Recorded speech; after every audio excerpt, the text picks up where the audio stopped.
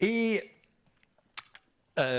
une concitoyenne à moi, je suis américain à la base, Wendy Pearlman, elle est auteure de We Crossed a Bridge and it Trembled. Elle a passé plusieurs années à interviewer des Syriens sur leurs expériences, sur l'insurrection en Syrie, mais aussi sur leur exil. Après, elle continue à les faire, elle va en parler. Elle est également professeure associée de sciences politiques à l'université de Northwestern, c'est près de Chicago. Wendy Pearlman, bienvenue, welcome.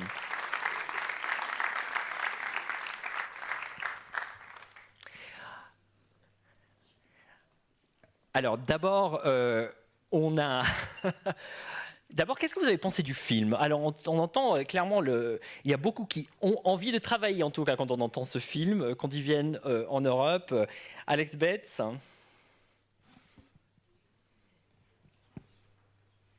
Great. I'm going to speak in English, if that's okay. Fantastic. I found it... On va faire les deux, hein, si jamais. I found it a provocative film, but a morally ambivalent film. And from that perspective, what I mean is, I think it was quite unclear what position the film is taking. It presented very eloquently three different perspectives. The perspective from the right of the political spectrum, the perspective from the left of the political spectrum, and the perspective from the institutional and legal framework being applied. And within that, I think it did a very good job of caricaturing and satirizing the power asymmetry between the actor as the allegory of European states and the weaker position of migrants. But it left us in some doubt about what ultimately the vision and perspective of the director was. And I think that came out quite strongly in the epilogue, where there was a sort of question, what will this film do to help migrants or refugees coming to Europe? And the answer was, well, we're not quite sure. We don't really know. Maybe it will provoke, it will help stimulate debate and thinking. And I think that's the strength that it can do that. But on the other hand, each of the positions that it presented were satire. They were simplifications. And in many ways, each of them had quite a loose relationship with the truth. The portrayal of refugee status determination was a dramatic simplification of how law is applied across Europe.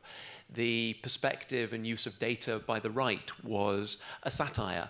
The perspective of the open borders case was quite a limited case. And I think the danger when we satirize is we maybe put out into the public domain false information. And so I'm searching for that sort of position that the film takes, given that each of the perspectives was presented with such integrity. Yeah. Wendy Pearlman. Thank you.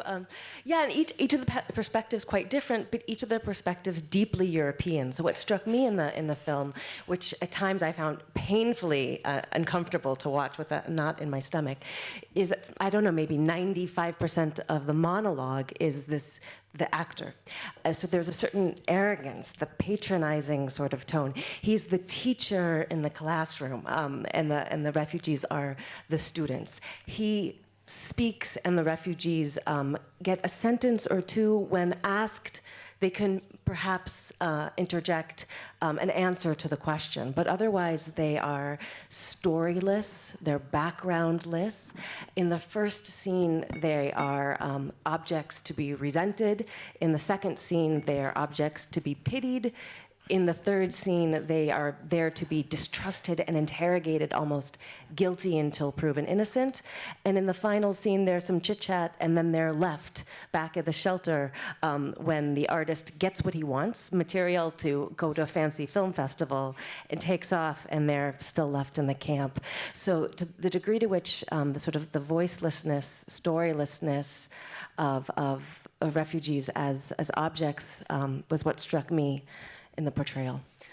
Aya, I'll ask you in English, save you putting the headphones on. When you see this, the sort of cold bureaucracy that is described and this sort of power dynamic, you've spent a lot of time as a refugee, also working with refugees for UN agencies. We're going to talk about that in a little bit. Did you recognize some of this from your own experience?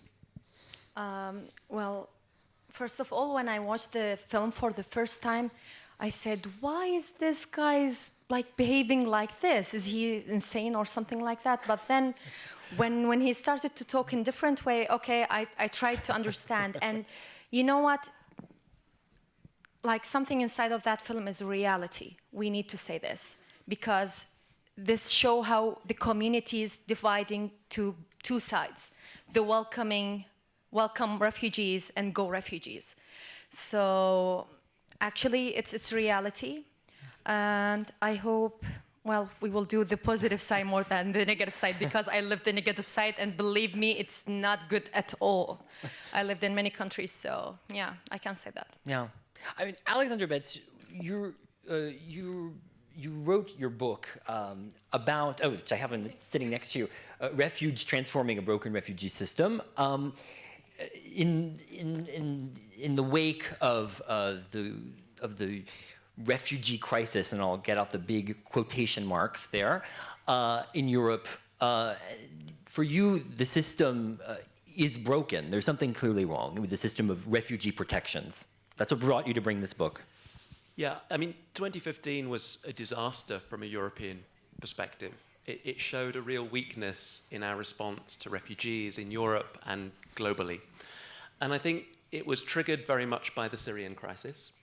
And what's important to recognize is the Syrian crisis began in 2011. That was the point where conflict started leading people to flee to the neighboring countries, Jordan, Lebanon, Turkey. And for nearly 4 years, European countries largely sat on their hands and didn't do very much. There was a degree of heartlessness in terms of the response.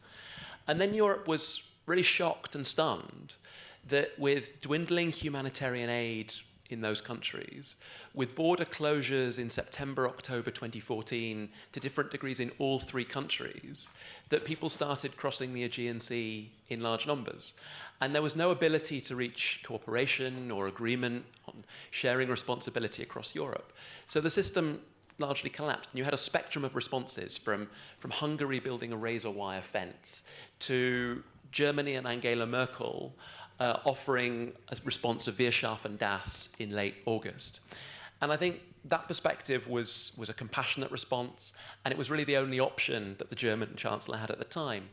But it was also deeply shrouded in hypocrisy. Between August 2015 and January 2016, even Merkel had undergone a complete U-turn from offering open borders rhetorically to colluding with the European Union and Turkey to close the Balkan route, to close the Aegean Sea, and offer Erdogan's Turkey huge amounts of money in order to control mobility across Turkey. And so, in a way, Wir schaffen das was a kind of Wir schaffen das as long as you can swim policy. If the real response had been, let's enable refugees to come to Europe, we should have been offering resettlement or humanitarian visas or enabling people to fly from Bodrum to Frankfurt rather than embarking on dangerous journeys, rhetorically opening the window briefly and then closing it. So I think Europe went from almost heartlessness to headlessness and back to heartlessness again. And I think for me, one of the key elements of writing the book was to say, well, let's get a degree of perspective. 0.3% of the world's population are refugees. Now, that should be absolutely manageable. The million asylum seekers that came to Europe in 2015 should have been manageable against the backdrop of 28 EU member states. Yes, we have 22 million refugees around the world, but the issue is really a geographically concentrated issue. 10 countries around the world host 60% of the world's refugees, and they're predominantly low and middle income countries. And that's where we needed to have better assistance, better support, better protection long before 2015. That's where the world is really limited in its responses. To fail to respond to refugees where they are around the world, to fail to adequately support solidarity, civil and political rights, but also economic and social rights in Jordan, in Turkey, in Kenya, in Uganda, is where the root failing of the system lies. And to the point as well of this discussion about skills, it's really a waste of human capital. There's a lot of refugees who are prevented from doing what they would like to do, or what they potentially hope to do. Yeah, I mean, I think one of the striking themes in the film is the critique of the dichotomy between economic migrants and refugees. And I think often we have a vision of refugees as people who are humanitarian victims, who are vulnerable, and the film portrays them actually very passively, when actually my experience of working with refugees is they're a cross-section of people from the country of origin. They're diverse human beings, and they often bring skills, talents, aspirations. Now, the tragedy is in the largest host countries around the world, refugees are often denied the right to work. They're often denied freedom of movement. We have protracted refugee situations, as they're known, where once refugees have been in exile for 5 years, they, on average, end up staying in exile for nearly 2 decades. And if you're stuck in, say, the Dadaab camps in Kenya, without the right to work, without freedom of movement, for year after year, potentially being born in that context, then it's a real waste of humanity. It's a loss of potential for the country of origin, for the host society, for societies around the world that those people may move to. So one of the key arguments in the book is a relatively, and indeed embarrassingly simple argument, which is that we should see refugees as having talents, skills, the potential to be contributors, as well as just humanitarian victims. Yes, refugees have humanitarian needs. Many are vulnerable and need protection, but they're more than that. Refugees can be a development issue. Providing people with jobs, educational opportunities is good for everyone. It's good for the people who flee, it's good for the receiving societies, and it's important for the eventual reconstruction of the countries they come from. The future of societies like Syria is dependent upon how we treat Syrians in exile. If we deny them the opportunity to flourish as human beings, those societies will struggle in future. If we give them the right to work, if we empower them socioeconomically, if we give them opportunities, those societies will have much better opportunity in future. Wendy. Can I jump in? No, thanks. And I couldn't agree more. And I think that Alex is speaking in some ways from, I mean, a sustainable point of view that this is good for host countries, it's good for refugees and so forth. But I think everything you're saying also echoes with the kinds of things that I hear from the narratives of refugees themselves. So, you introduced that I did this book interviewing hundreds of displaced Syrians over 6-7 years. And one of the themes that comes out so strongly of the Syrian refugees with whom I spoke is that they weren't just seeking safety. They were seeking not just life with dignity. And there are several poignant stories in which people say, there was a story of one woman Syrian woman in the United States, one in Germany, and had interactions with locals who said things like, "Oh, here at least you're safe." And they said, they just cringed, saying, "We haven't come just seeking safety." Both women said, "We're not afraid of death. We're afraid of, or what we're seeking is life with dignity." So bare life without the chance to work, without the chance for schooling, without the chance to achieve your aspirations, to fulfill and be the human being you want to live, is not the life that refugees were even seeking in the first place. So life without dignity is no life at all. Yeah. I want to bring you into the conversation because obviously you are, we introduced you as an Iraqi refugee living in Switzerland. The story is a lot more complicated than that, in fact. You're a refugee several times over, we could say, in some ways. Yeah. So I just want to begin with something that, believe me, I'm a refugee for more than 9 years, and I lived in my country just for 7 years in my life, and I'm 23 years old now. And when I became, for the first time, a refugee, I was an age of 2 because I needed to leave Iraq to Jordan because I was ill with the dehydration syndrome. And in that time, the government of Iraq was eliminating these kids with injections. So, however, this is not a choice that I made to be a refugee for the first time in age of 2. I mean, it's just happened. So my family took me to Jordan, and I studied in Jordan for 7 years, and I get the treatment, and then I became a normal child again, and we came back to Iraq in 2002. And 2003, the war in Iraq broke out. So my father told me at that time that we need to stay. This is about how you decide to leave the country or not, even when the war was like, wow, I mean, bombs and everything, and people are killing people, and a lot of bad things happen. My father told me that I'm not going to leave my country just because of that. But in 2009, we get a personal threat. I mean, please put yourself in my father's situation. because I was just 13 years old or 14. He needed to decide if he wanted to run with our lives or still there and kill us with his choice. So he needed to give that choice like in a minute. And he told us, pick up whatever you need, we are leaving. And I thought that, okay, well, the war and we are going to go to another city and until like everything is going to be fine, we will come back. And I had a math exam and I was crying because I'm going to fail on that. And I take my math book with me because I had no idea that we are leaving the country until I open my eyes in the next day and I understand these people are not speaking an Iraqi accent. Where am I? And I found myself in Syria. But you know what? The destiny chose me another time when the war started in 2011 in Syria. So we went to Turkey again, and my father needed to do that. Like he chose this for the second time, and believe me, it's not an easy choice to make. I mean, anyone, as a parent, as a human being, I mean, when you feel that you are in danger, if I'm going to tell you that in this room now there is a danger, you will run. You will not even listen to us because you know that you need to run. Otherwise, you will die here. So this is what happened. We moved to Turkey. But this time I was understanding that I'm leaving this country and I'm becoming a refugee again. And instead of just like crying and being the victim and say, that's it, I'm going to sit and that's it, I'm surrendering. I told myself, no, this is not the solution for this. I mean, I can be a victim for months, but then what? Should I just sit and wait? The war in Iraq, like from 2003 until now, the war in Syria, 2011 until now. Do you want all of these people just wait?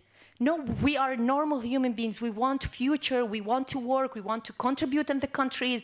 We don't want just to take, we want to give. And believe me, we can give because we have skills. I mean, we lost our homes, we lost our countries, we lost our relatives, family, friends, school, education, everything. But we didn't lose the most important thing, which our brains, we still have it. We have a lot of doctors, nurses, engineers. We are normal human beings just like you. But believe me, I just treat it as a second class of human being my entire life. But now where I am, I'm sitting in front of you and speaking to people who are caring about this case because we know it's really important. And I'm a youth delegate in the UNHCR. I mean, even when I'm telling this, I don't believe that I'm here now. I'm not just seeking safety, but I want to change things, as we all want to do it, even if it's just a little change. I mean, if every individual in this room even smiled in refugee face, believe me, you will give a hope even if you don't know, because you are encouraging them. You are telling them that we are with you and we are believing in you. You are just going to give them the emotion that you are important and you are human, and I'm smiling for you because I want to give you hope. Yeah, so thank you so much. I think you're definitely preaching to the converted here in this room. When you went to Turkey, you were able to worked with different UN agencies, and you were able to develop your skills there. A lot of refugees, though, are stuck in a lot of limbo. I mean, how your experience there seems almost a bright exception to what a lot of refugees in Turkey have been going through after this Syrian war.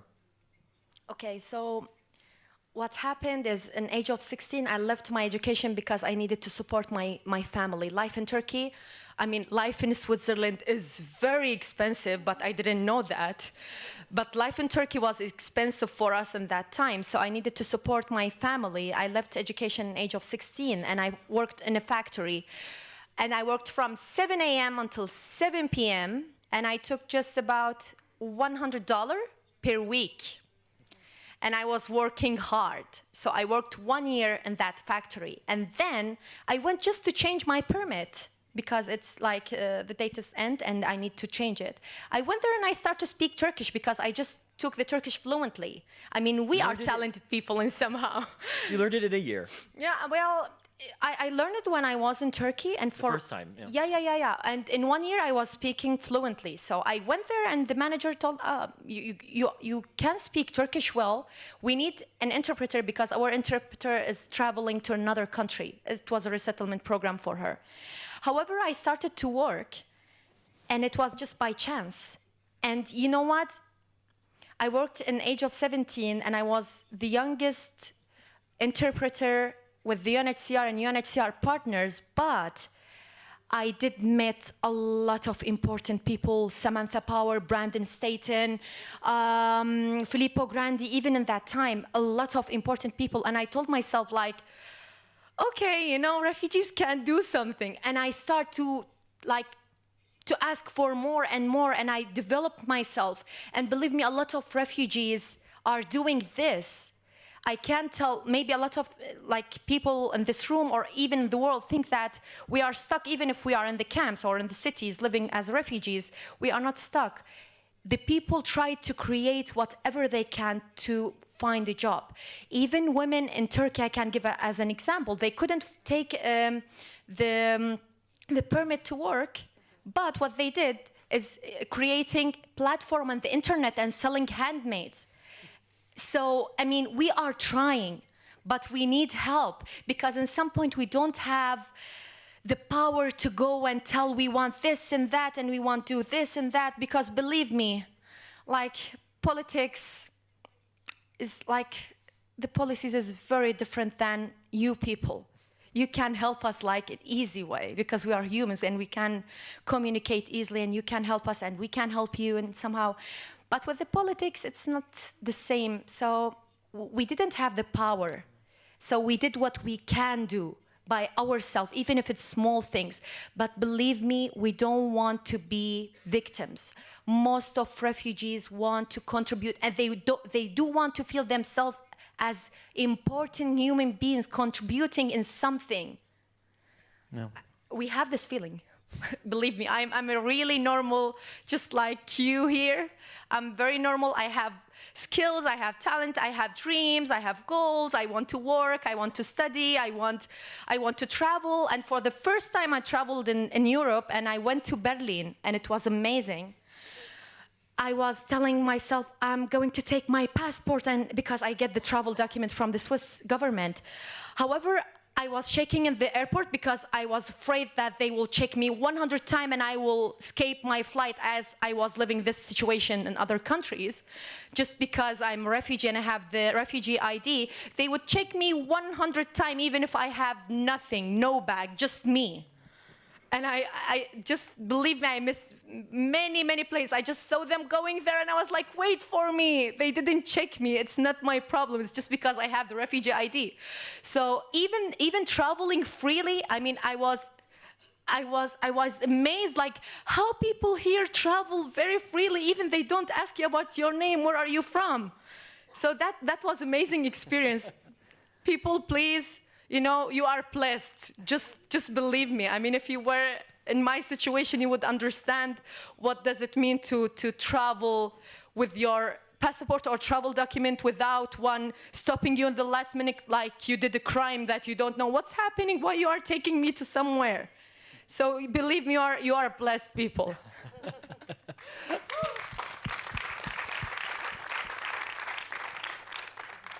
Alex Betts, one of the questions is really what are the opportunities that are available, particularly in the Syrian context, in the countries around it?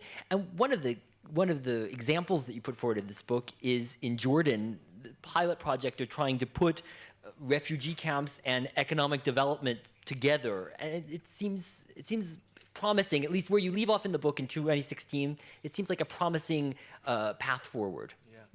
I mean, I'm really struck by both Wendy and Aya emphasizing the importance of employment to dignity, to having an aspiration for the future. And in Europe, once people have refugee status, they have the right to work, but obviously that's different from actually being able to get a job.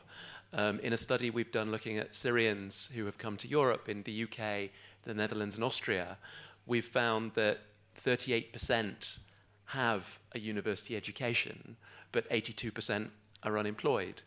But at least in Europe, albeit after the asylum process, after a wait, refugees with status can work.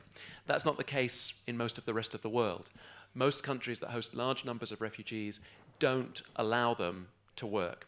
So, of course, they do work. They work in the informal sector. Of course, they do move around, but in many cases, they have to stay in camps legally. Now, there are some notable exceptions to that.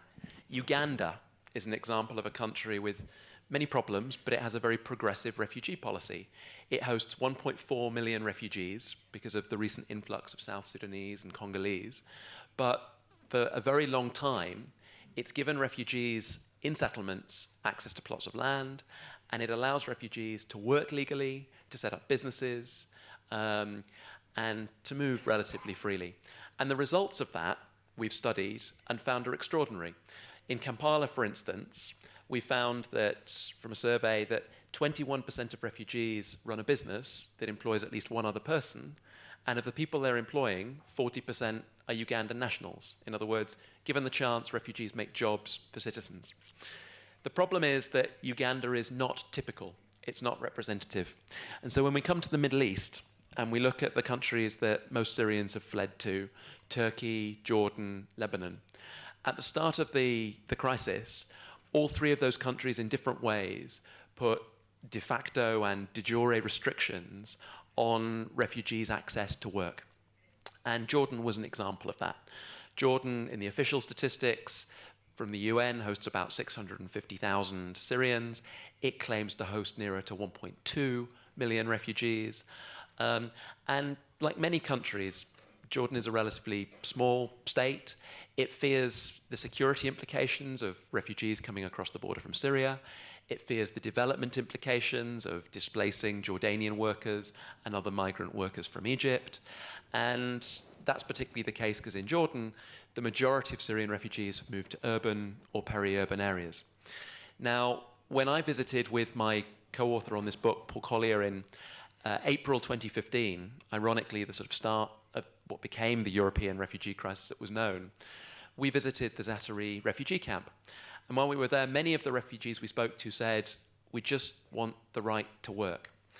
And then we were taken, ironically, a 15-minute drive away to an economic zone called the King Hussein bin Talal development area, just a 15-minute drive from Zaatari. And the government had invested $100 million connecting it to the electricity grid, connecting it to the road network, but it lacked a couple of things: inward investment and workers. And so we, being Oxford academics, put 2 and 2 together and probably came up with 5, and said, well, why don't you as a government allow refugees to work, at least in these economic zones that already exist, alongside Jordanians? This could be an opportunity for Jordan to make the leap to be a middle-income country, make the leap to manufacturing, which it's been struggling to do. It could be an opportunity to ask the European Union for trade concessions. It could be a chance to elicit investment from companies interested in CSR, but also core business investment. And so we wrote up the idea, we pitched it to the Jordanian government, and it took off. On a visit to the country, the then British Prime Minister David Cameron listened to the idea presented by King Abdullah, and it was turned into a reality. In February 2016, there was a London Syria pledging conference, and the commitment made by Jordan was to try and provide 200,000 work permits to Syrian refugees in exchange for trade concessions to the European Union, concessionary finance by the World Bank, and additional grants from donor countries. Today, the results are mixed. The positive side of it is 70,000 Syrian refugees have work permits. They have access through that to labor rights, they have access to employment in construction, agriculture, as well as manufacturing. But there are negative aspects of it. Most of the jobs are simply the formalization of jobs that existed already in the informal sector. They're not new jobs. And that's partly because Jordan has GDP growth of just 2.5%. It's hard to create new jobs. Many of the sectors in which refugees would like to work, skilled sectors, are protected by guilds, and so refugees are still not allowed to work in those areas. And there's a massive gender discrepancy. Many women are locked out of that system, and most of the people with work permits are men. But it's a scheme that's being adopted by other countries, Ethiopia, Malaysia. And I want to be clear, it's not that I'm advocating refugees should work in special economic zones for its own sake. What I'm saying is we should empower refugees to be able to work, and the context of the country changes what's possible and what we can do. And that model opened up a framework where now we've gone from a country that didn't allow Syrians the right to work, where the right to work has at least been created for Syrian refugees. Although it's still quite in its infancy, really, though. I mean, it's, to be clear, there is in a lot of these neighboring countries, people often think that Syrians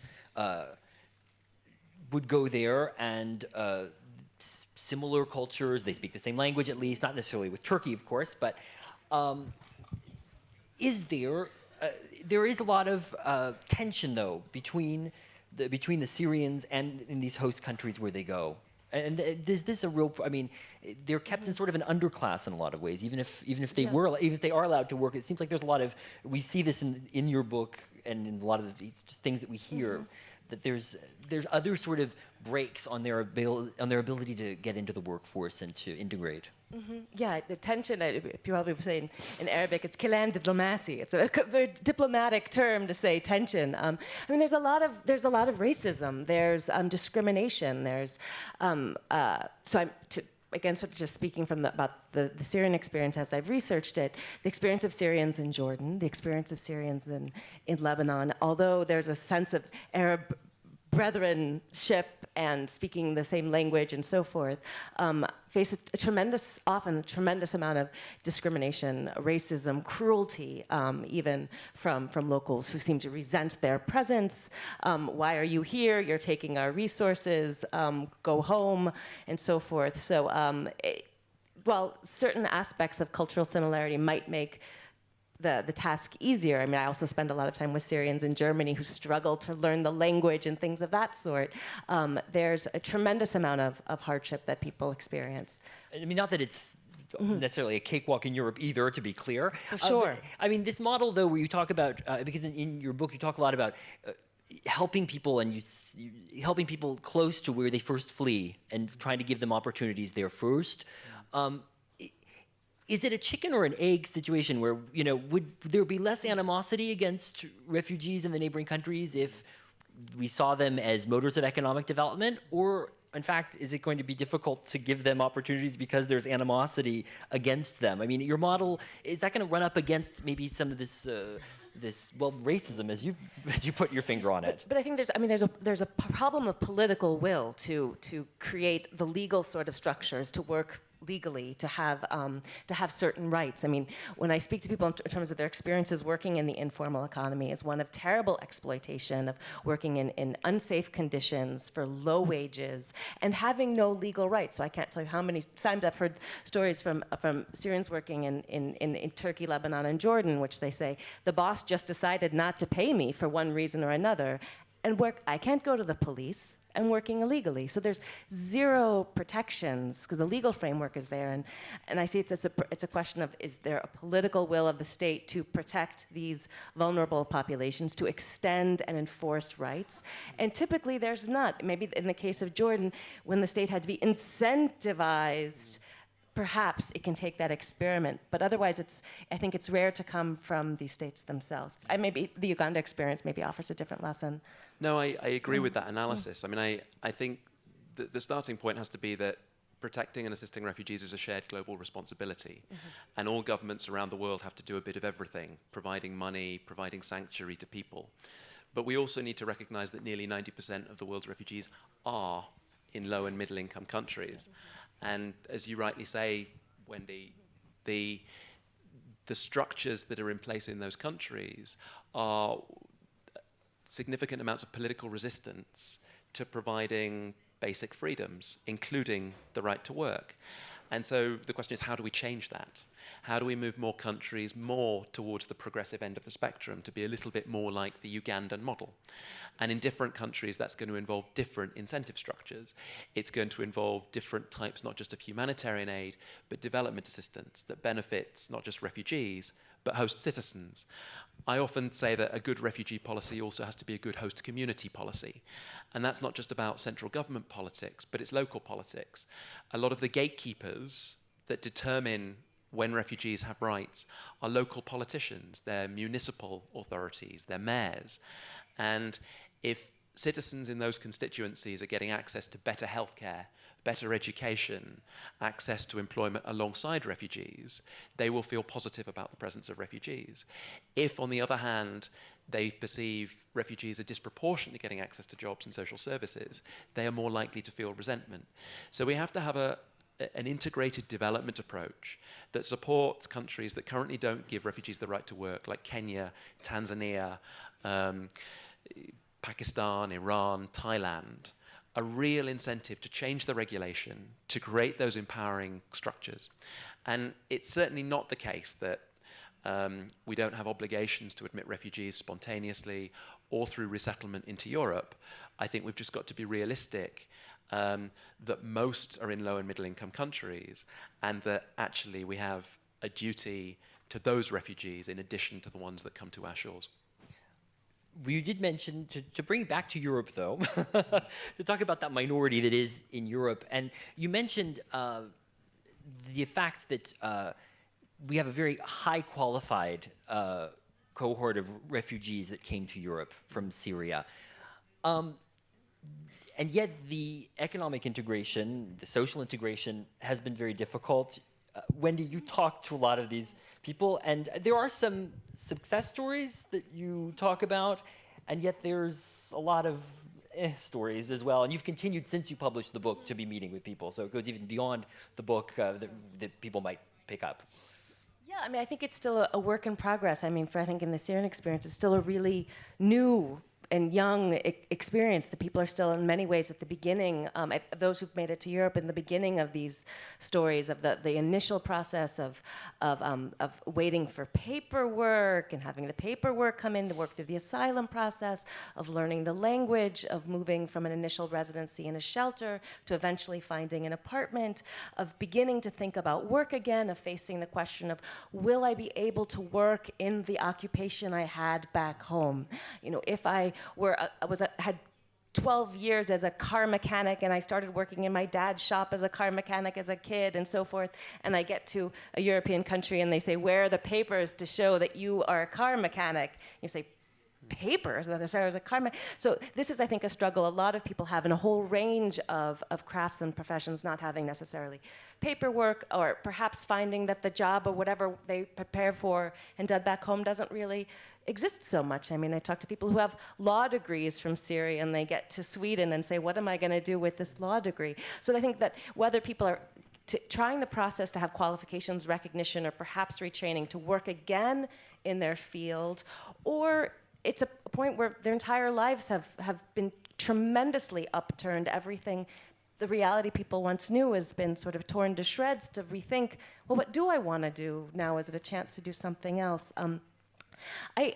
One thing I find very interesting when I speak to Syrian refugees in Europe is the kind of generational distinctions, that people at different points of life often have very different experiences. And the greatest sort of success stories I feel like I see are people who maybe had just finished high school, maybe 1 or 2 years of college. They're at a point where they haven't lived so much professionally that it's relatively easier to start again. To maybe start again college from year one, maybe 1 or 2 years was lost, maybe they hadn't begun, to sort of reinvent themselves, to sit in a language class for several years and so forth. Some of them see, well, maybe I can actually have a future here that wouldn't be possible to have back home. I meet people parents in their 30s or their 40s, who have this tremendous sense of loss of who they used to be, and feel like they might never recover. Those folks, when I talk to, often say things like, my life is over. I live for my children. I'm here to watch my kids who already, it's amazing how quickly kids learn the language. They're so resilient. And within, how many months they're already integrated into local classrooms often. But I look at their parents who are still relatively young, often think, I can't even imagine recovering the sense of reputation, of dignity, of self-worth, of identity that I once had. So then you can also imagine what it's like for older folks in their 60s or 70s who are then wearing a backpack and going back to language class again, struggling to learn. So I think there's a generational dimension too in terms of success versus struggle. Yeah. Though it's interesting, one of the things that struck me in your book is you talk about the fact that we have so many highly qualified people who've come, because these were people who could pay the smugglers, who could make their way, and so these are people obviously who had some means to get here. This is a real ethical problem in terms of how to handle refugee situations and refugee protections. Could you talk about this is posing it in terms of an ethical quandary? I mean, I think one of the empirical realities of the so-called European refugee crisis was that Syrians coming to Europe were a self-selecting group. They were disproportionately, those arriving spontaneously, were disproportionately likely to be male, single, aged 18 to 30, and to be amongst the more educated in society. Now, that doesn't make them any less refugees. They were still fleeing a war-torn society, they were still fleeing persecution, but there was an element of self-selection. And I think one of the challenges that emerges from that is a couple of ethical dilemmas, which is Europe reaching the most vulnerable? If it's those that have the means to travel who reach Europe spontaneously, what does that mean for how we equate the refugees who are able to get here with the moral obligations to those who are distant strangers? And the second moral challenge that it raises is, if a society like Syria is to rebuild, it will need human capital at some point. And if the movement away has been the self-selection of the most skilled, the most talented, and they assimilate in the long term with training and education in Germany, what's that going to mean for the future of Syria? At what point are refugees going to say, actually, we regard our identity as more European, we feel assimilated, will contribute to the European economy. It may be that there are diasporic links, it may be there are remittances, but we know from past examples that there's a mixed record of return. We know from past examples that there's a mixed record of ongoing engagement. With Bosnians after the conflict, there's a very different proportion of Bosnians that went home if you look at those that were in Sweden compared to those that were in Germany. With the Vietnamese refugees, you see a generational shift where the first generation had strong ties to Vietnam after the Vietnam War. The second generation has lost many of those links, although highly educated. So I think there's a question we've got to ask ourselves about how we think about the relationship between refuge and the future of the countries that people have come from.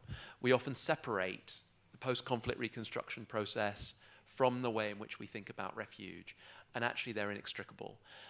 The most immediate implication of that is we've got to empower people to be active, productive, to work, to return home with skills or integrate with skills. But we also have to be realistic that if we have an implicit selection of the most talented, that has knock-on implications. But to be fair, though, are there necessarily the economic opportunities that would match, say, the CVs of a lot of these people who left in the neighboring countries? Well, I mean, I think you would probably do the same thing, wouldn't you, if you had the opportunity? I mean, absolutely. I think one of the big challenges is that economic integration is difficult for refugees in Europe, and it's difficult in, quote unquote, the neighboring countries. And it's a different type of challenge. The tragedy is you have many very qualified, very skilled Syrians in Europe not able to access the labor market, who are locked out and unemployed. And that's partly because if you leave a $2,000 a year GDP economy and arrive in a $40,000 GDP per year per capita economy, the productivity gap is enormous. And so it requires a country like Germany to invest massively in a generational project of training, education, upskilling. And Germany, to its credit, has done that, not without political challenges, not without social challenges, but it will get there. And by the second generation, that will be a success story, I imagine. Whereas in neighboring countries, you've got a degree of economic parity, you've got the challenge, though, that jobs are not necessarily there. We see that in Jordan. Lebanon is even more constrained. The Turkish economy has some challenges, but in cities like Gaziantep, Adana, you have much higher levels of refugee employment. And I think it's a case of how do we facilitate that? Can we, as European societies, create the enabling environments to create jobs in those neighboring countries for large numbers, where it's much harder to create jobs for large numbers in Europe? It's not to say we shouldn't be doing it. Of course we should. Of course, Germany and other European countries are committed to that generational project and should continue to embark on that. But it's not without challenges. And I think one of the tragedies that we often don't recognize enough is that you've got a huge proportion of really qualified Syrians in Europe, not working in Europe, that in some way are central to the future of Syria. We're going to go, on va vous donner le micro dans quelques minutes. On avait prévu 1 heure de discussion avec eux. C'est par rapport aux Français, c'est ça? Bon, voilà. I just want to turn. Je m'excuse, mais je suis anglophone, donc voilà. Sorry for that. I hope after 1 year I will be able to answer in French also.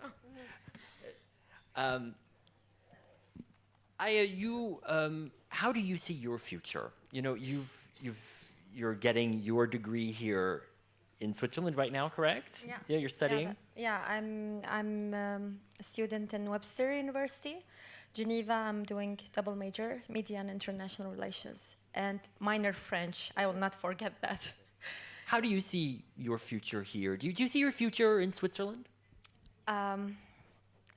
Actually, I hope not. I hope not. Believe me, it's not just because I hate this country. Believe me, it's a very beautiful country. Mountains, lake, people, international country. Everyone is like refugee here and somehow. But no, I mean, who in this room, I'm just wondering, it's just a curious, sorry, but who in this room is not from Switzerland originally? Oh my God, it's really international. And how many people here miss their countries, their relative, their home, their room? For me, I even miss the smell of the ground when the rain comes in Iraq. It's not the same. Believe me, I lived in many countries. And that smell is with me until now, and I didn't smell it in any country. I would like to go back someday to Iraq and to listen to the people when I feel that I don't need to use other language to communicate. When I can go and buy bread and making jokes with the taxi driver or with anyone because I know that this is my country. I'm not happy to come to here. It wasn't my choice.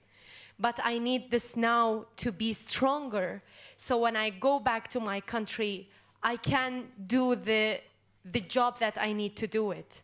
That I can build, that I can do good things. Not just for me. There is a generation that we are losing. My sisters, they are 12 and 13 years old. And maybe one day they will say that our country is dangerous, we don't want to go back. Because this is what they think about. Even if they told us that it's peaceful now, maybe they don't want to go anymore. But what I loved about Switzerland, they are doing something is very, very important. To not lose this generation, to not lose the language, the origin language. My sisters are going to Swiss school, but they are learning Arabic in the same time. So if they go back to their country, they are not going to live a difficulty with integration in their own countries. So believe me, I hope that I'm not going to stay here, and I'm the first one here giving this promise to each person in this room, and I hope that we will meet again, you know? And you will remind me if Iraq is going to be a safe country, I will go to the Swiss government. I will go by myself, taking my permit with me, thanking them a lot for giving me this opportunity to live in a safe environment and give me the education to be a stronger woman.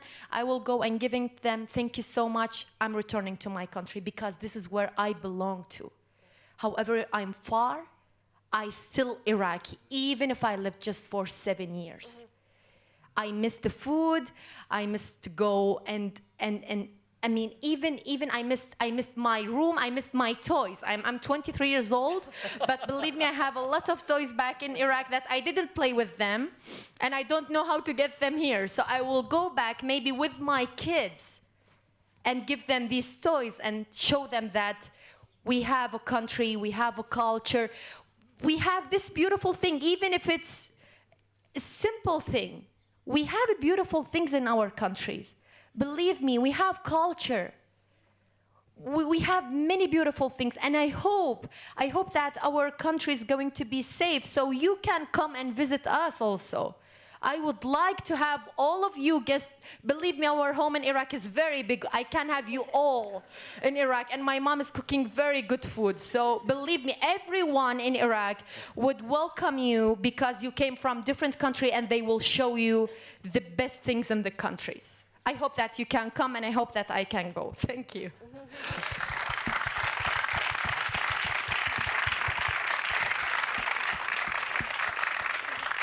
Le mot de la fin, voilà, en tout cas du panel. On va donc vous donner la parole. Si vous avez des questions, il y a plusieurs micros qui vont tourner. Je ne les vois pas. Ah, voilà, super. Bah, écoutez, madame, comme je sens que vous aviez hâte de poser une question. Oui, tout à fait. Ah, pardon, merci. C'est bon, ça marche? Oui, ça a l'air de marcher. Je voudrais quand même ramener un petit peu le débat sur la Suisse, et je vous remercie beaucoup parce que j'ai beaucoup appris, c'était très intéressant. Et je vois ici quelques étudiants. Il y a à côté de moi Mohammed qui est d'Afghanistan, qui est en mathématiques à l'Université de Genève. Je vois Saïf, qui est syrien, qui est en sciences à la faculté des sciences. Et je voudrais quand même dire qu'à Genève et en Suisse en général, on pense aux migrations, aux compétences qui se sont exilées, qui sont venues ici. On y pense. Moi, je ne travaille pas pour le gouvernement, mais j'ai travaillé dans le projet Horizon académique de l'Université de Genève en tant qu'assistante sociale. Et Programme qui donne des débouchés aux réfugiés. Des possibilités à travers le programme Horizon académique. De pouvoir s'intégrer à l'Université de Genève en tant qu'auditeur, tout en ayant le droit de passer des examens qui sont par la suite validés en cas de réussite. Et ce programme suppose des cours intensifs, comme j'ai expliqué à Aya il y a quelques mois, des cours intensifs en français d'une part, et d'autre part des cours dans la faculté du choix du candidat. Et on a une quinzaine d'étudiants qui sont déjà immatriculés. Mais il n'y a pas que les Syriens. Il y a par exemple un monsieur qui a fait toute son armée en Érythrée. Il a tout fini, il a fait au moins 10 ans à l'armée. Et il travaillait dans la biologie marine et il est ici dans les sciences de l'environnement. En tant qu'étudiant en master régulièrement inscrit. Donc pour faire court, on a aussi beaucoup d'efforts du côté du bureau de l'intégration. Je ne sais pas s'ils sont là, je ne les vois pas, de l'intégration donc des étrangers du canton de Genève, qui finance aussi ce projet Horizon académique. Il y a aussi l'Office d'orientation et de la formation professionnelle qui fait énormément pour les migrants, et notamment pour les places d'apprentissage. Donc, pour dire qu'il y a beaucoup d'efforts sur la Suisse et à Genève. Il y a effectivement des programmes. Vous avez une question ou c'était... Non, c'était pour faire un peu de pub, tout simplement. Merci. Très bien. Alors, s'il y a quelqu'un d'autre qui a une question, je vois de ce côté-ci. Et je sais qu'il y a aussi des gens au balcon. Et la prochaine question sera au balcon, mais je ne vois pas trop les mains, donc je ne sais pas s'il y a eu une...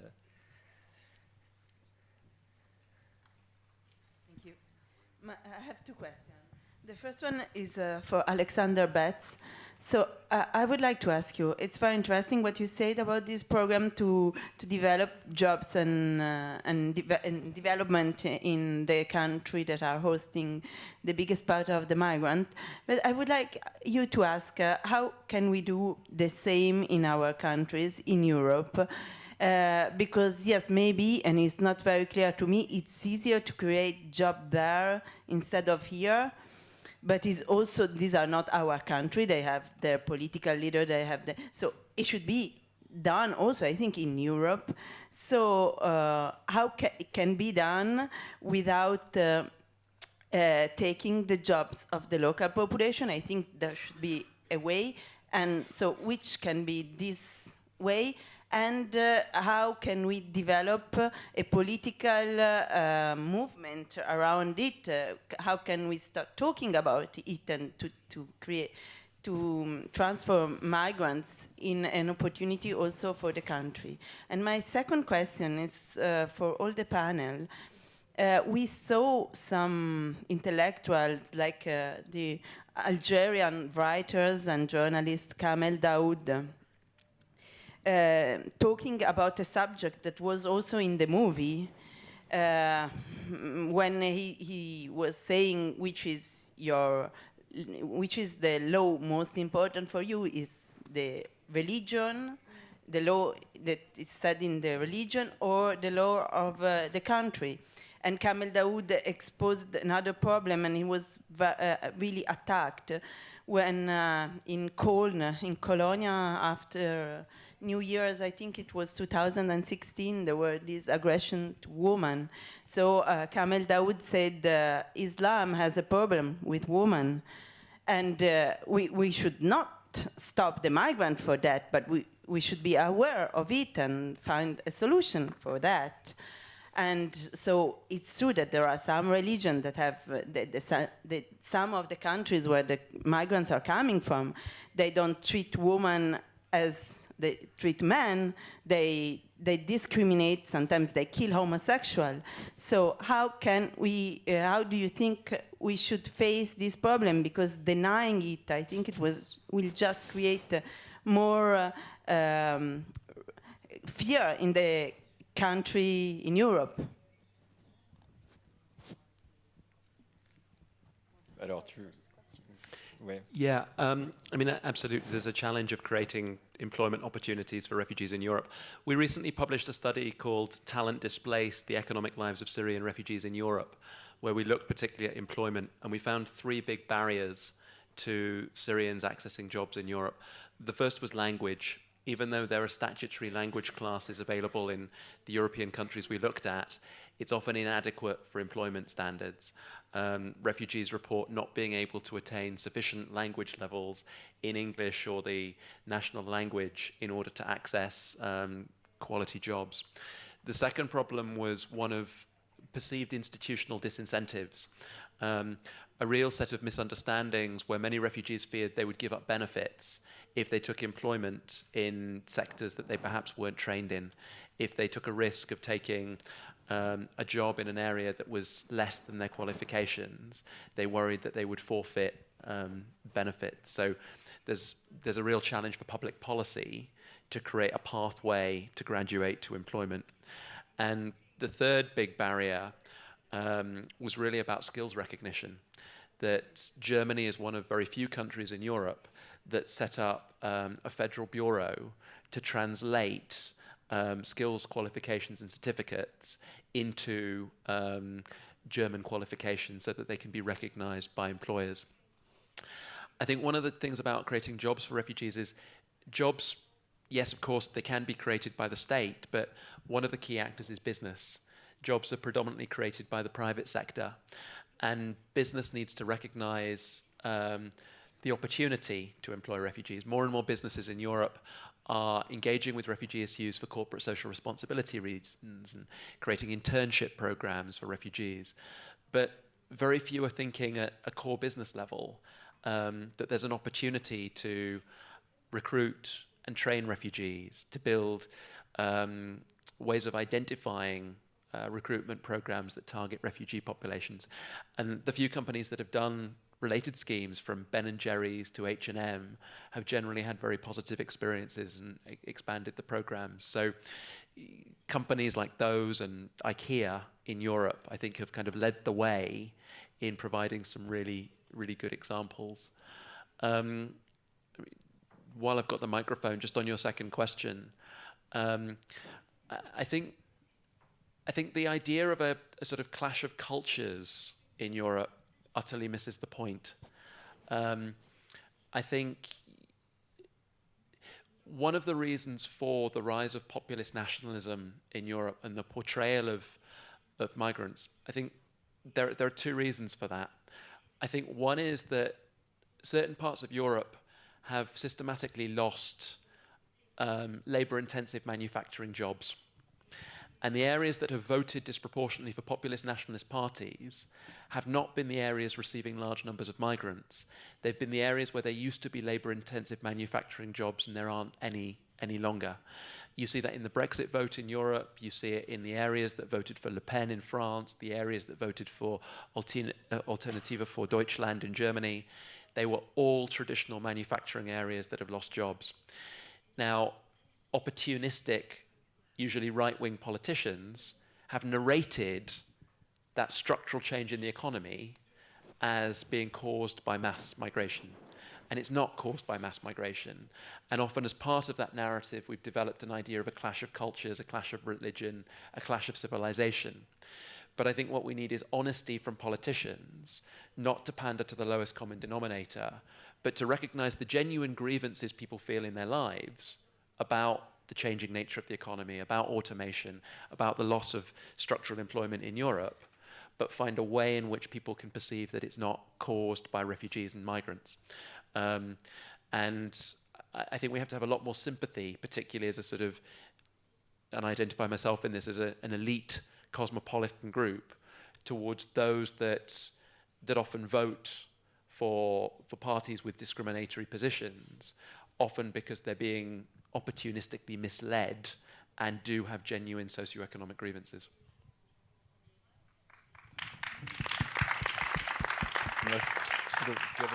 Yeah, maybe just a bit to add. So I've spent summer 2016, summer 2017 in Berlin interviewing Syrian refugees, but also Germans as well. And my first summer, I was struck that again and again, my conversations with Germans emphasized the sense of, are German values under threat? The sense of we being swamped by foreigners as a code word for Muslims who will change our culture and tradition.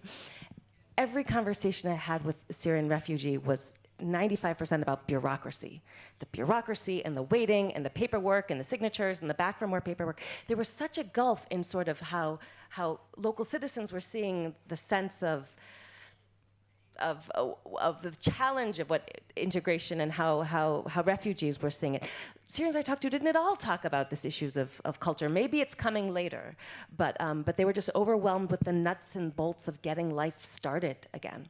So I would agree with Alex in the sense that if there's a sense that Islam has a woman problem, well, the West has an Islamophobia problem. I think that's a root of a lot of it.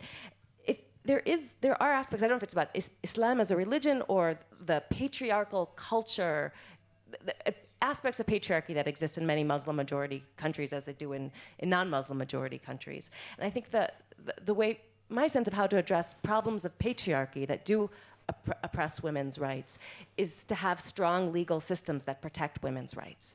So again, with many refugees, I've come across many refugees in which a woman, once she got to a country, whether it was Turkey or the West or so forth, quickly divorced her husband that she actually didn't really want to be married to.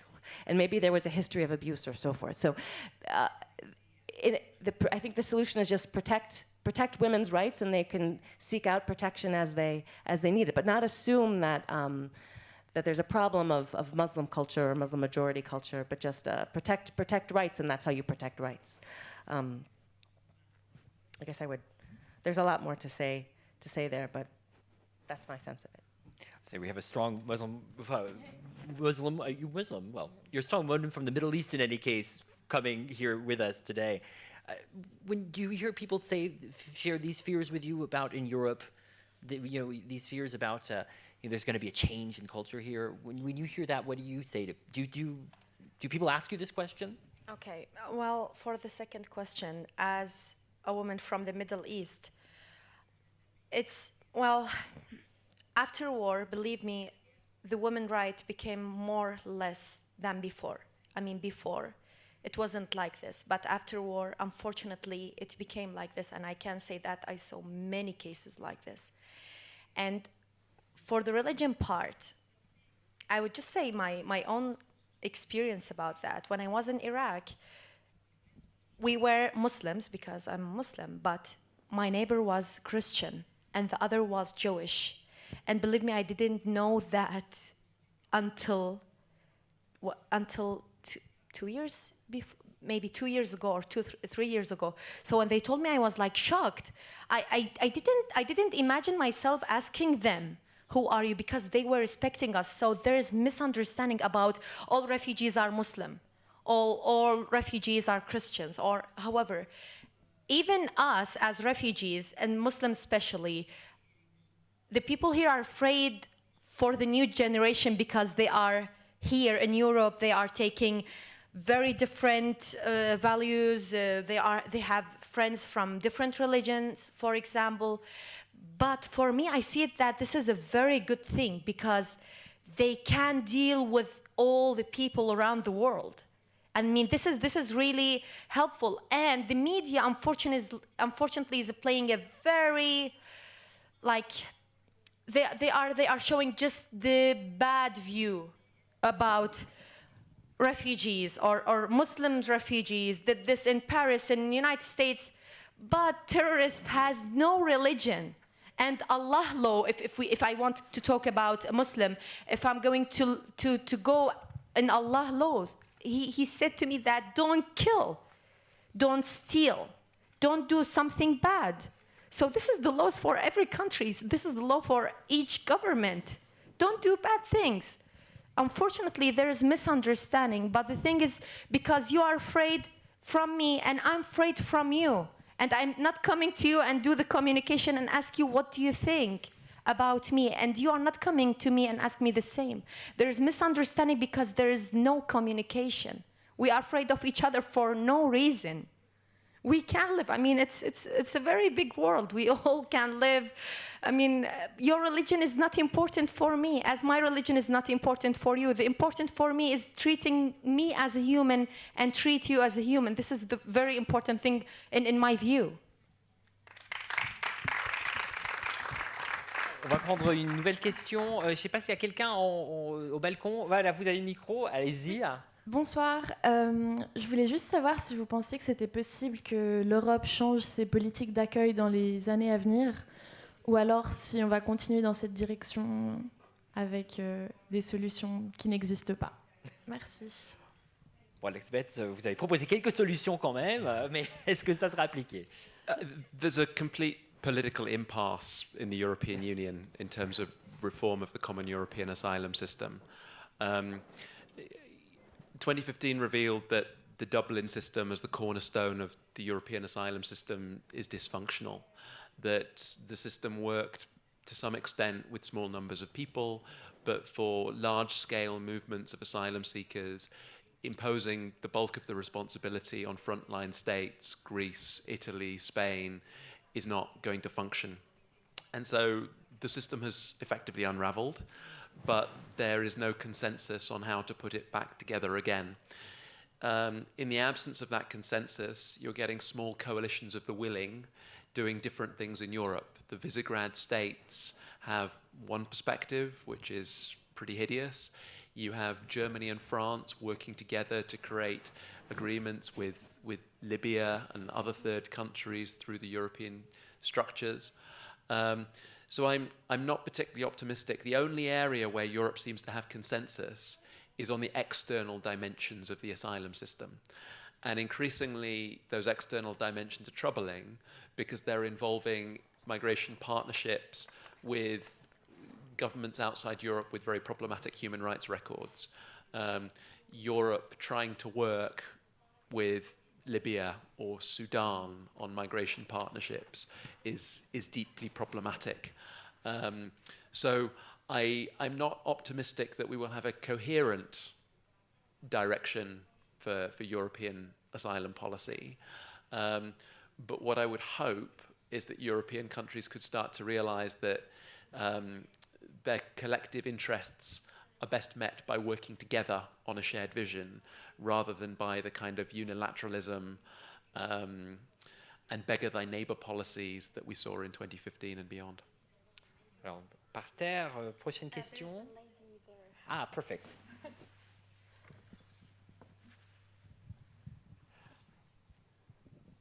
Yes. I have an example of a person in my immediate surroundings, Yemenite. He is not a refugee. He has studied in Switzerland since he was 16. He has a PhD in chemistry, and since 10 years at least, turning around to find a job. Highly educated, speaking fluently French, English, everything you want, but it is discrimination which prevents him from getting a job.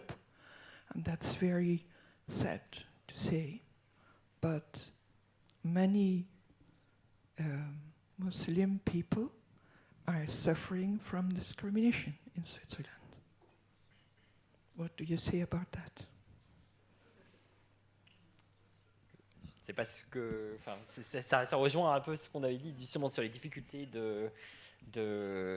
d'insertion et justement il y a sans doute un élément de racisme aussi de la part des pays qui reçoivent ces personnes. Je ne sais pas si vous avez quelque chose à ajouter là-dessus. Ouais. I mean, I think there are a couple of things that we find very difficult to talk openly about in Europe. And I think for a lot of the refugee crisis, as it was called, we didn't talk about race and we didn't really talk about Islam. There were a lot of elements of European immigration and asylum policies that are bound up very much with discrimination based on race and religion.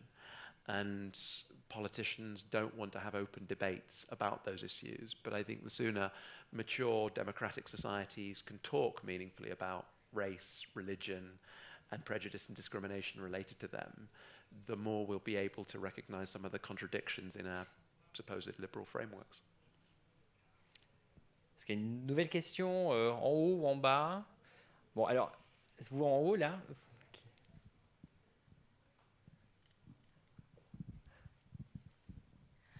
Hi there.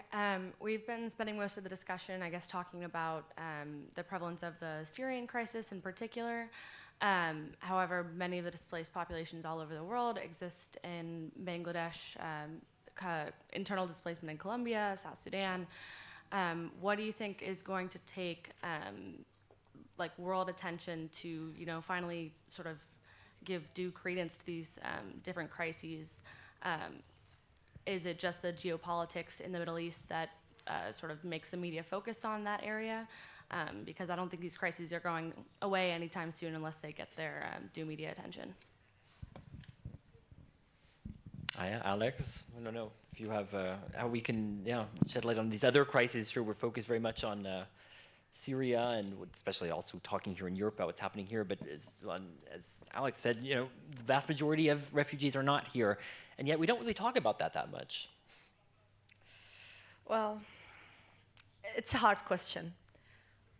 And thank you, I don't know the answer, so I need to think about it now. But, I mean, we always ask ourselves, where is the problem? But believe me, yet we didn't find it so. Because we are, as a normal people, we didn't find that mean it's more than us. It's about something beyond, which I really don't know. I'm really sorry because I can't answer that. It's a tough question. Alex, I don't know if you're... Yeah, I mean, a lot of displacement today is driven by fragile states. Now, the challenge with fragile states is states are fragile for different reasons. It's an inadequate category. But what it highlights is that the reasons why most people are fleeing across borders are no longer the classic sort of view of individualized persecution that we saw when people fled east to west in the Cold War. It's the collapse of states' ability to uphold basic rights, basic living standards. About half of the world's refugees come from just 3 countries, Syria, South Sudan, and Afghanistan. And if those 3 countries were stable, secure, prosperous liberal democracies tomorrow, we would have addressed a big part of the global refugee challenge. The problem is the world is very bad at dealing with the underlying causes of fragility. The Security Council is at impasse and can't deal with conflicts and sources of fragility. So we end up with protracted, fragile situations. We end up with the same countries producing refugees generation after generation. And the world started to put political attention and resources into the Syria crisis at the point when Syrian refugees started to come to Europe. And that had a distorting effect on resources going to other parts of the world. It meant that a lot of human resources in terms of humanitarian agencies, but donor budgets moved out of contexts like Africa. And we see the consequences of that, of systematic food ration cuts across some of the major refugee hosting countries. In the last few months, we've had major displacement crises with people leaving South Sudan, increasing numbers leaving the Democratic Republic of Congo, fleeing in recent weeks across Lake Tanganyika, into Tanzania, into Uganda. And the infrastructure's not there because of that neglect. Now, until we have a real deal on global responsibility sharing that recognizes that we need predictable, multi-year funding and support for both humanitarianism but also development responses to refugees in those host countries around the world, we're going to get inadequate humanitarian assistance, a lack of incentives for those countries to provide jobs, autonomy, and education, and contexts like Bangladesh, Thailand, Chad, societies that host a lot of refugees relatively invisibly will not get the support they need. No, Wendy, I'll just say that the same thing in other words, that I think forced migration crises are just the symptoms of political problems. The root of these problems are political, whether it's fragile states, whether it's abusive states that commit mass human rights violations and use violence against its citizens. Without resolutions to those political problems, you can't turn off the tap of that creates massive displacement, but that takes an enormous amount of, they're not easy problems to solve. And again, I see all of these problems as questions of the political will to engage, to really work to solutions to get at the source of the problems rather than just coping with the humanitarian outflow and sort of putting Band-Aids on an ever-gushing wound. If the wound isn't addressed, it'll gush and gush unless you build a wall so that the blood doesn't flow to you. Alors, on a le temps juste pour une ou deux questions. Donc, madame avec le pull vert, je vois. C'était la première, je pense, à lever la main. Donc. Yes, a question for you, Alexander. Do you think that Europe is going towards externalization of the asylum procedures more and more? If you see all the centers in Niger and Libya, and Europe is closing the borders, and they try to control migration through detention. Do you think it's a real tendency of Europe? Yes, absolutely. I mean, externalization is the mainstream of European refugee policy at the moment. Now, externalization can mean different things. And my concern is that the external dimension of Europe's asylum policies is going in a problematic direction. It's going down the route of reviving ideas like transit processing centers. Many political parties across Europe are proposing the idea of taking asylum seekers who arrive in Europe and returning them to processing centers in those transit countries, whether it be Libya, Niger, Turkey, wherever. Those proposals have been debated and deliberated since the early 2000s. They're not new ideas, but they're very strongly on the table. There's an element of having an external dimension to your refugee policy, though, that can be very positive, and that's the idea of development assistance to support host countries of first asylum. When I get concerned is when those external policies are more about building walls and less about building anchors.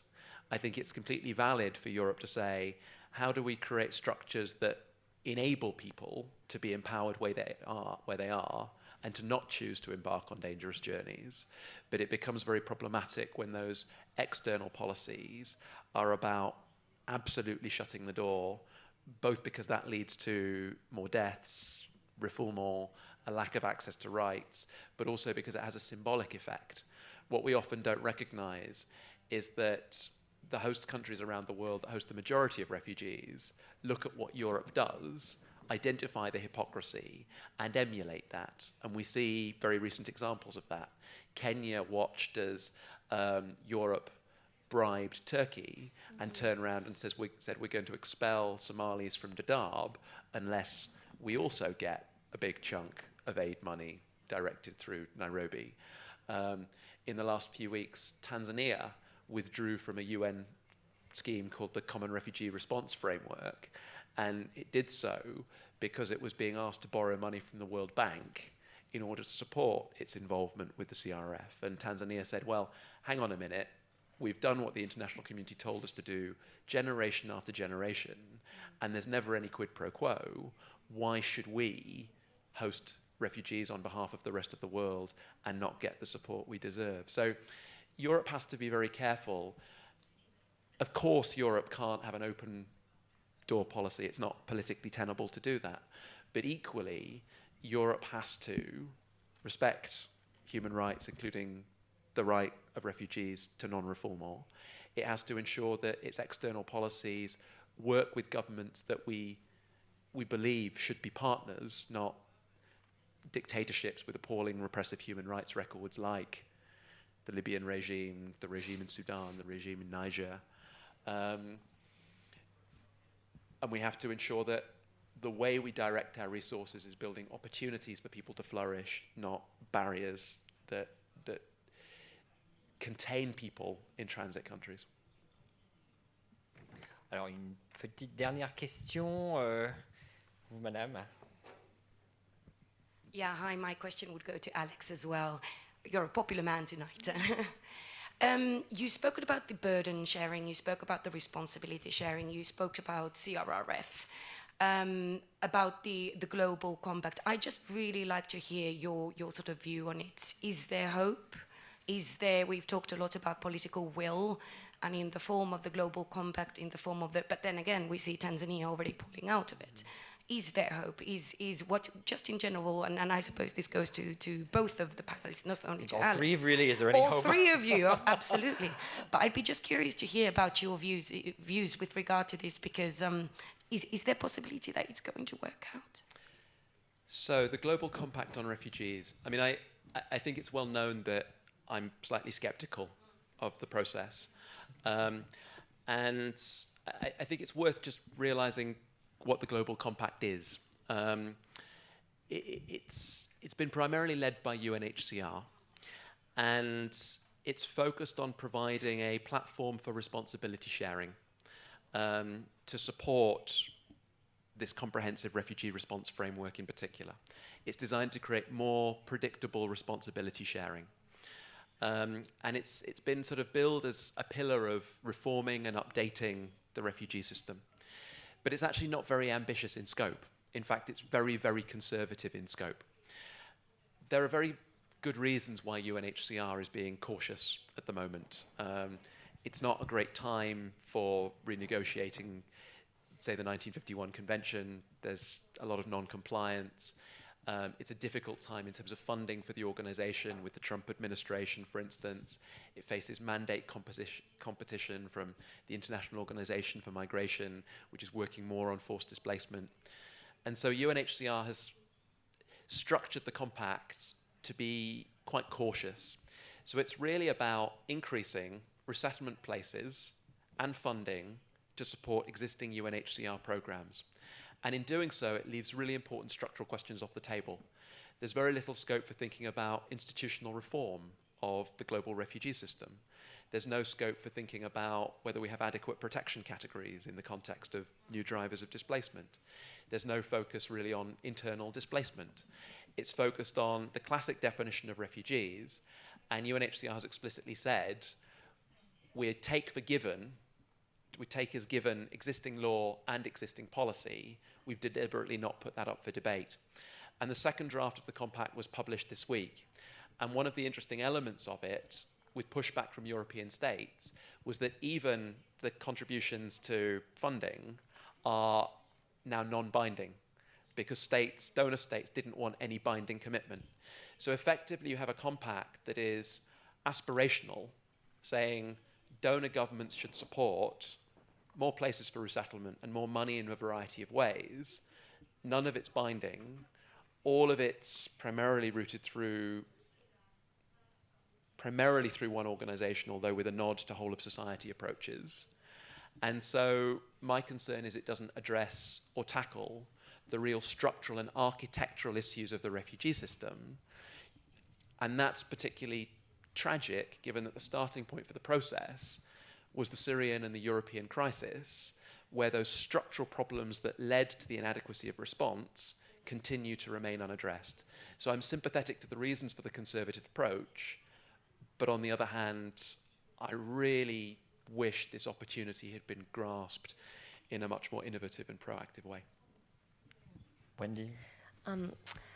Yeah, I think I would agree that on the systemic level, on the structural level, on the political level, there might not be as many causes for hope. But where I find hope is with refugees themselves, their stories, their resourcefulness, their creativity, that if refugees themselves continue to find hope, and they must, or else they wouldn't get out of bed in the morning, and they wouldn't send their kids to school, and they wouldn't keep working through it, then I think it sort of as an act of solidarity, the very least I can do is hope along with them. But people's resilience is amazing, is just sheerly amazing, and that's where I continue to see bright lights, I guess. Aya, des raisons pour avoir un peu d'espoir, un peu d'espérance, reasons to still hold on to hope? Well, as Wendy said, it's really true that if we don't have the hope, we will not continue. We don't want, we will not work, we will not send the kids for the school and all of this. But I think about the CRF this time, what's special that they brought refugees to the discussions, because I was one of the youth delegates there. And believe me, when we we know that meetings sometimes could be very boring, all people would not listen anymore. But whenever one of the youth delegate refugees themselves spoke, everyone was turning, who is speaking? They made us feel that there's importance for what we are talking about. Because we know, as a refugee, we are living the problems every single day, and we know the solutions. Because we think with ourselves, why is this not happening? This is the solution for this problem. So I think, well, the hope is still there. There's always hope. But the biggest thing that should be is the sharing of responsibility. This is what we want. And as people, as individuals here, we all have commitment on that. But on the political side, I have no idea about it, but I hope it will, because it will bring more peace to this world. Le mot de la fin. Aya, Mohammed, Abdullah, Alexandre Betts, Wendy Pearlman, panel formidable. Merci beaucoup. Peut-être qu'on peut rester un peu, parler avec vous autour d'un café en bar, au bar. Merci beaucoup et bonne soirée.